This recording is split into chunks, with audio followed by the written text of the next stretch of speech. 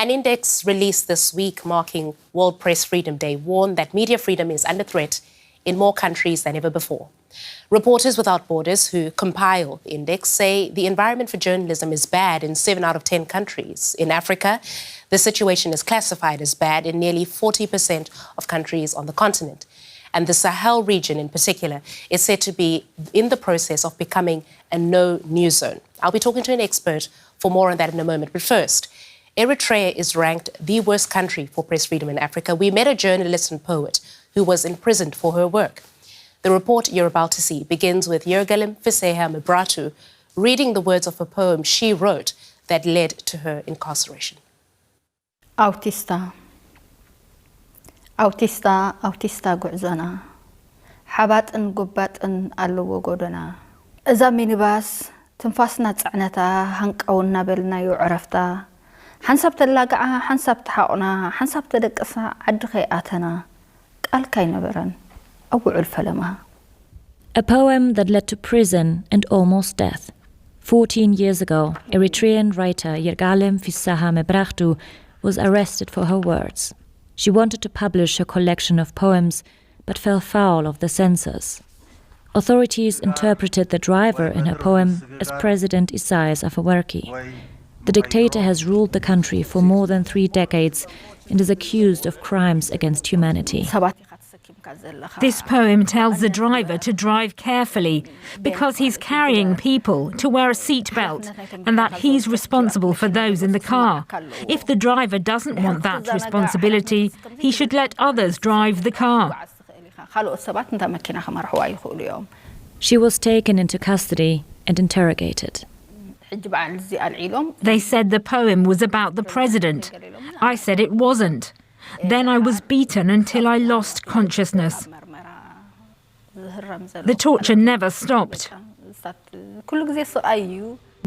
She was held in a secret detention site north of Asmara in a 2-by-2-meter cell. Other inmates were held in shipping containers, boiling hot during the day, freezing cold at night. She says they were subjected to regular beatings. My whole body was swollen from the first injuries. I didn't think I would survive. But she did.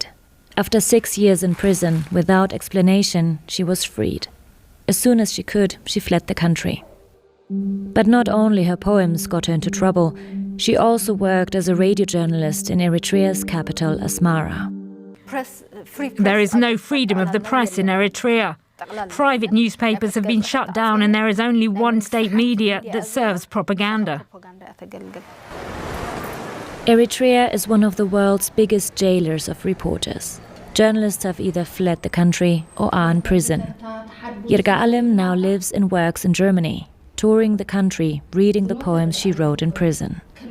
People are keen to learn about a country that holds its citizens captive and incarcerates its journalists. Now, as a writer in exile, she hopes her work can help make people understand the reality in Eritrea. I want to go to Eritrea one day, where I documented my memories when I was young, and didn't think you could be punished for your thoughts.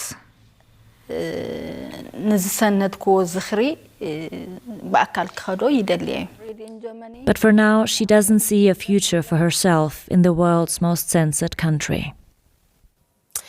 And to talk more about the conditions for press freedom in Africa, we've invited Angela Quinton onto the program. She's a former journalist who now works as Africa Program Coordinator for the Committee to Protect Journalists. Welcome to DW News Africa, Angela. So this year's Media Freedom Index warns that fake content is a threat to journalism. But as we just saw in our report, in some countries in Africa, journalists, they risk their freedom, in some cases their lives, to deliver the truth. From where you sit, what would you say is the main threat to press freedom in Africa? Well, it's pretty broad, but let me say, and it's the criminalization of journalism. I mean, journalists throughout the continent and the world are simply doing their work, and what are they doing? They're trying to bring the news to the public, trying to ensure that people are in a position to make informed decisions, that people have the right to know. And for that reason, they're seen as a threat by governments, repressive governments, and even certainly governments that one would think would be democratic. And there is a crackdown. And what you see is journalists being hauled before the courts, being jailed, and being punished, penalized for their journalism. And why is the situation particularly bad in the Sahel? The index this year says that the region is, and I quote you, becoming a no-news zone. Well, I think it's multiple factors. I guess part of it, of course, is what you've seen in terms of the coups, but also because the Sahel is being used by international powers as, for their proxy battles, right? And I think that feeds into it. And then you, of course, have the problem of the fact that you have non-state actors operating there. So often you have journalists caught between a rock and a hard place. I mean, let's take Mali, for example. So there are no-go areas in Mali where journalists really can't go into. I mean, we can talk about the north. But even where journalists have felt relatively comfortable in terms of operating from, they face abduction or they face arrest, or they're accused of not being patriotic enough. And then, of course, you've got the whole issue of disinformation, where you have major powers, obviously, trying to discredit and smear, each other. And in the process, journalists are caught up in there. So local journalists are bearing the brunt, of course. And then you have the international media, international journalists who are also trying to get the world to understand what is going on there, finding that they're either booted out, or you have, as we've seen, broadcasters are like the French broadcasters are not allowed to operate there anymore. Yeah. And staying on that point, Angela, what can be done to help journalists working in these difficult conditions to get the truth out?